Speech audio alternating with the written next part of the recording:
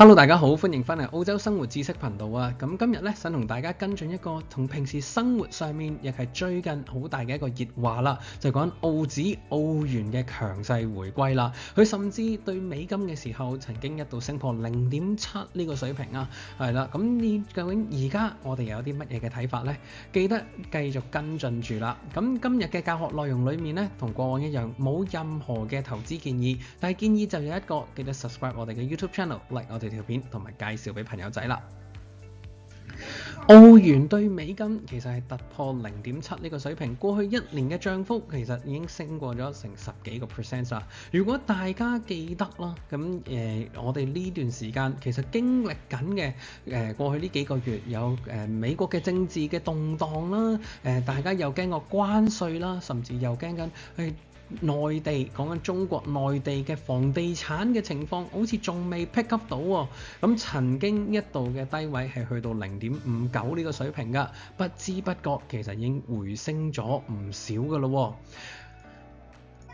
好啦，咁其實澳洲嘅貨幣點解呢段時間有個咁強勁嘅表現呢？咁我覺得短期嘅因素啦，最主要就係因為最近即係澳洲嘅經濟數據又唔錯啦，勞動市場又好啦，咁變咗大家會見到即係嗰個 RBA 啦，即係澳洲儲備銀行咧，市場係睇緊究竟2月直情係咪要加息嘅一個情景啦。咁而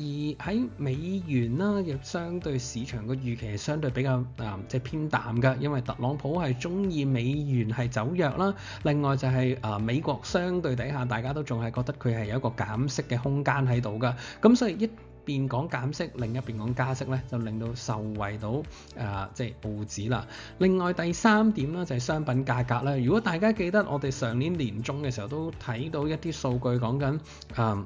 呢個商品價格係有個見底回升嘅格局㗎。除咗新聞成日講嘅金價銀價升咗好多之外啦，其實由上年年中我哋講過嘅新能源嘅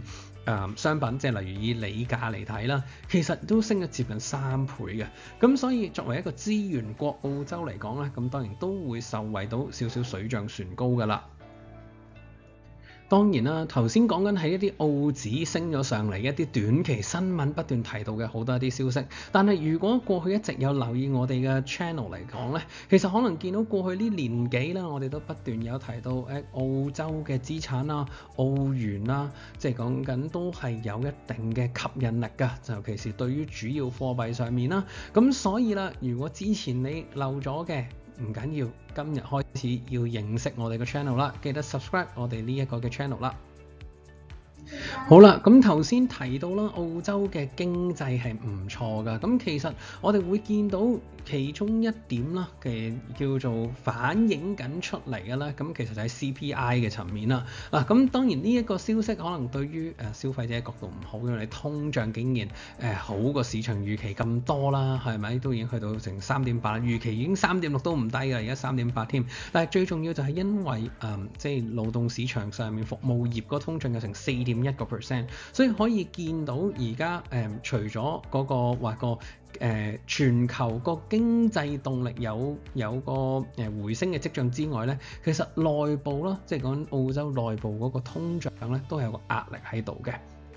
兼且啦，咁澳洲嘅就業市場咧都為呢個加息係有個底氣喺度嘅，因為失業率降低咗去到4.1% 嘅啫，而且呢段時間我哋唔係因為嗰個就業參與率低咗，就業參與率都高嘅，但係我哋仍然保持到一個失業率一個比較即係市場覺得強勁嘅一個情況，呢啲都係為一個加息或者叫提振到澳元嘅一個原因啦。咁所以咧，其實我哋會見到而家市場係估緊2月份啦係會加息。嗱，呢幅圖喺呢一刻大家覺得冇乜特別大感覺，因為而家開始新聞都講緊要加息咯。但係其實如果大家去睇翻幾個月前嘅呢一幅圖咧，會見到當時市場係預估去到下年嘅6月嘅時候係應該去減息減到接近3厘嘅。但係點知而家望下唔減不特止，如果如果當啦嚇喺呢一刻去睇，大家係估緊去到26年嘅年中，可能去翻4厘息喎。咁當然呢一樣嘢係對澳紙嚟講係即係相對底下可能係一個有力嘅支持喺度啦。咁但係對於一啲可能要借貸啊買樓嘅朋友，就可能唔係一個咁開心嘅消息啦。而且咧嗱，市場而家預緊2月3號，究竟澳洲係咪會加息咧？究竟定係 on hold 咧？嗱，而家市場大概啦嚇，即係禮拜六嘅朝頭早嘅時候有少少回落嘅，即係大概9%左右咧係估加息嘅。咁但係即係其實都非常之高㗎，咁所以大家真係可能要睇清楚同埋之後究竟會唔會對樓市借貸上面咧又會有壓力啦。好啦，咁所以其實頭先講到澳洲 RBA 係要加息喎，咁另外頭先提到聯儲局係有個減息嘅情況，咁所以有個政策分歧嘅 advantage 喺度，即係優勢就幫咗澳元啦。嗱，但係我喺度想補充一點啦，其實即係呢個其實美國個經濟咧，其實降溫都已經我唔覺得係降溫㗎啦。其實而家睇翻好多個經濟數據開始回升嘅，係啦嗱，政治壓力可能佢哋喺一個如果新嘅聯儲局主席提名之後真係擺咗出嚟咧，可能而家對於美國或者叫做美元啦嚇，即係走低或者叫有個下行壓力呢個預期咧，其實可能會慢慢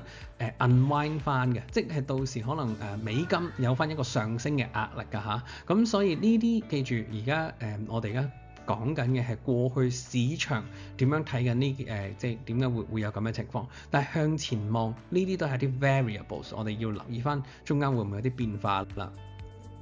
就好似商品價格頭先即係過去呢一年，我哋都不斷睇好多一啲對新能源嘅資產。新聞裡面咧，亦好多人係忽略咗一啲煤價、鐵礦石嘅情況嚟㗎。嗱咁因為可能唔係大家炒股票會中意提嘅一啲資產類別啦。咁但係鐵礦石，例如我哋都上年第三季嘅時候都係講，其實開始真係回升啦。而煤價，我哋上年都喺第三季左右都有同大家分享過嘅，就係其實因為好多天氣嘅關係，好多洪水啊或者落雨嘅天氣，其實係對於好多煤礦嘅市場係有影響嘅，即係供應係會有機會走低嘅。咁供求關係啦，咁你只要個經濟唔係咁差，即係個需求面喺度，咁你淨係個供應面縮嘅，咁其實都已經對個價格、商品價格係有影響啦。咁所以呢啲都係令到暗地裏可能啲人原本覺得澳紙冇乜吸引，但係其實我哋一直都話好吸引嘅一啲原因。咁但係向前望啦，始終商品價格過去呢一兩日啦，咁其實就開始挫得好犀利啦，即係由高位回落緊啦。咁所以都要留意住我哋希望啦，即係澳元我哋唔係淨係睇住商品價，商品價係其中一個要素啫。咁但係始終我哋都要去留意住商品價格有時嘅走勢，可能都會左右住澳元嘅情況㗎。咁所以整體而言啦，除咗頭先講商品價格會唔會回落，當然我哋其實就係睇全球個經濟會唔會突然間下行。我覺得唔會衰退嘅全球，即係除非有啲咩大事發生係估意想不到啦。咁但係暫時睇落去，我覺得衰退嘅情景風險唔係太高，但係都要留意嗰個經濟嗰個增速個動力仲 keep 唔 keep 到。另外就係聯儲局個鷹派係咪真係好似呢一兩日究竟市場上面係炒作講話，即係鷹派回歸啦？咁呢個都會對於澳元對美金嗰個影響嘅。咁地緣政治嘅升級，咁呢個就即係呢啲好 event driven 啦，即係呢啲好被動嘅啫。咁但係即係呢啲風險有時我哋都要留意嘅。